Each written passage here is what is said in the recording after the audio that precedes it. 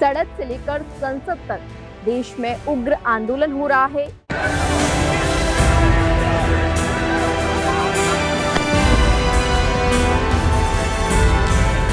देश का जैन जी आज सड़कों पर है।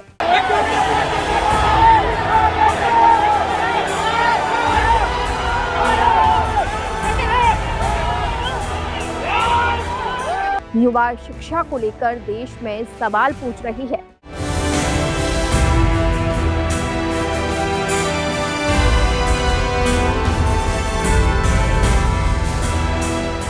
लेकिन शायद देश का सिस्टम खामोश है।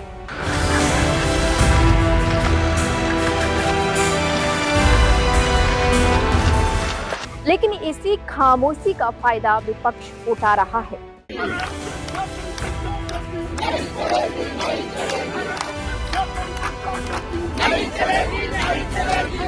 शिक्षा मंत्री पहले राजीनामा देना चाहिए, तो राजीनामा नहीं देंगे, चर्चा यहाँ नहीं होगी।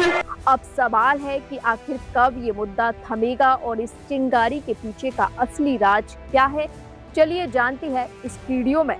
नीट पेपर लीक प्रदर्शन के बीच प्रधानमंत्री नरेंद्र मोदी ने पहली बार इस मुद्दे पर अपनी प्रतिक्रिया दी है। एग्जाम के बारे में आदरणीय प्रधानमंत्री जी ने कहा है कि जब पेपर लीक का खबर आए तुरंत सरकार ने कार्रवाई किया और 13 लोगों को अरेस्ट करके जेल में डाल दिया गया है और साथ साथ जो छात्र हैं, स्टूडेंट्स हैं, उनका भविष्य को नुकसान ना हो इसलिए री एग्जामिनेशन नीट का प्राथमिकता दिया गया और री एग्जामिनेशन को सक्सेसफुली, सफलतापूर्वक कंडक्ट किया गया और उसका रिजल्ट निकालने में कोई विलंब नहीं किया। तो दोबारा इस तरह का पेपर लीक ना हो इसके लिए सख्ती से कदम जो उठाया गया है।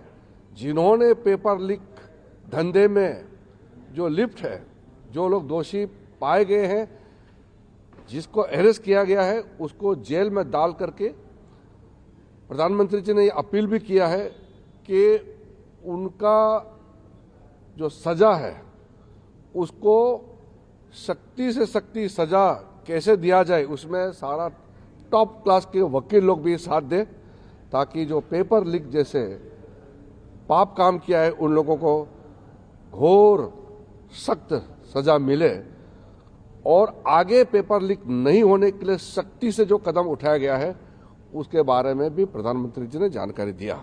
लोकसभा में नेता प्रतिपक्ष राहुल गांधी के नेतृत्व में कांग्रेस सांसदों ने मंगलवार को प्रधानमंत्री नरेंद्र मोदी और शिक्षा मंत्री धर्मेंद्र प्रधान के इस्तीफे की मांग को लेकर पीएम आवास सिविल लोक कल्याण मार्ग के बाहर धरना प्रदर्शन किया। This is legitimate. There is nothing wrong with this. And instead of saying that okay, we are going to work to improve the education system, we are going to work to fix the testing system, Prime Minister, I don't know what he's doing.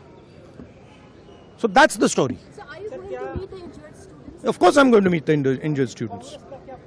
Dharmendra Pradhan के इस्तीफे से कम में आप लोग मानेंगे? This is Dharmendra Pradhan, he's an intermediary.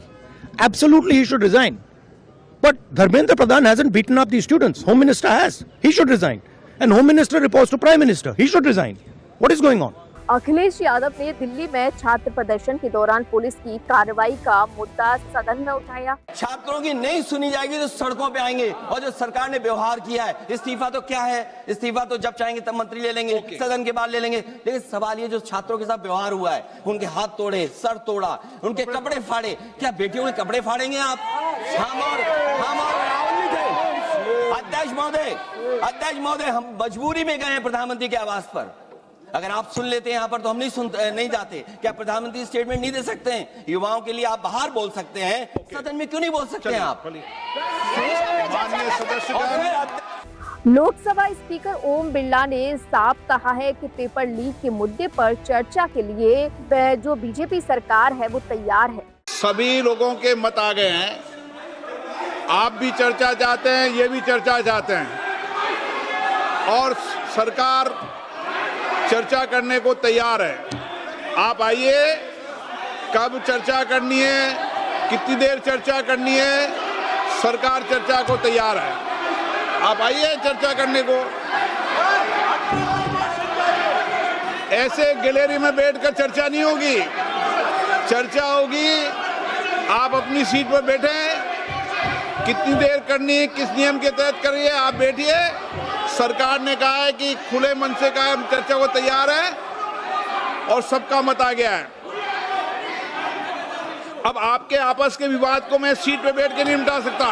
शिक्षा मंत्री धर्मेंद्र प्रधान ने एक एक्स पर एक पोस्ट कर कांग्रेस और राहुल गांधी पर छात्रों का राजनीतिक फायदा उठाने का आरोप लगाया है। इसमें उन्होंने लोकसभा में विपक्ष के नेता राहुल गांधी और कांग्रेस लगातार छात्रों का राजनीतिक औजार के रूप में इस्तेमाल कर रही है ताकि संसद के मानसून सत्र के दौरान व्यवधान पैदा किया जा सके। राहुल गांधी और कांग्रेस ने प्रधानमंत्री के आधिकारिक आवास के बाहर धरना देने का फैसला किया, जिससे आम जनता को असुविधा हुई और स्थगित सुविधा प्रोटोकॉल की अनदेखी की गई। सरकार की ओर से इस मुद्दे पर व्यापक चर्चा के लिए तैयार होने का संदेश देने के बावजूद कांग्रेस ने लोकतांत्रिक बहस की बजाय राजनीतिक प्रदर्शन को चुना।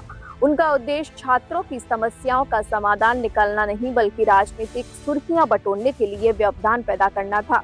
राहुल गांधी के लिए यह छात्रों का मुद्दा नहीं, हमारी सरकार नीट के मुद्दे और युवाओं की हर वास्तविक चिंता पर संसद के पटल पर चर्चा करने के लिए पूरी तरह प्रतिबद्ध है। भारत के छात्र इस बात के हकदार हैं कि उन्हें किसी राजनीतिक अभियान का माध्यम न बनाया जाए। उन्हें अव्यवस्था नहीं बल्कि भरोसा, नारे नहीं बल्कि समाधान और व्यवधान नहीं बल्कि जिम्मेदार नेतृत्व मिलना चाहिए। ये सब शिक्षा मंत्री ने अपने ट्वीट पर यानी कि एक्स पर पोस्ट करके कहा है। 20 जुलाई को कांग्रेस जनता पार्टी के संसद चलो प्रदर्शन के दौरान पुलिस और प्रदर्शनकारियों के बीच जमकर झड़पें हुई। संसद मार्ग थाना क्षेत्र के आसपास कई वाहनों में भी तोड़फोड़ की गई। इस हिंसा में 118 पुलिसकर्मी घायल हुए हैं जबकि कई प्रदर्शनकारी जख्मी हो गई है।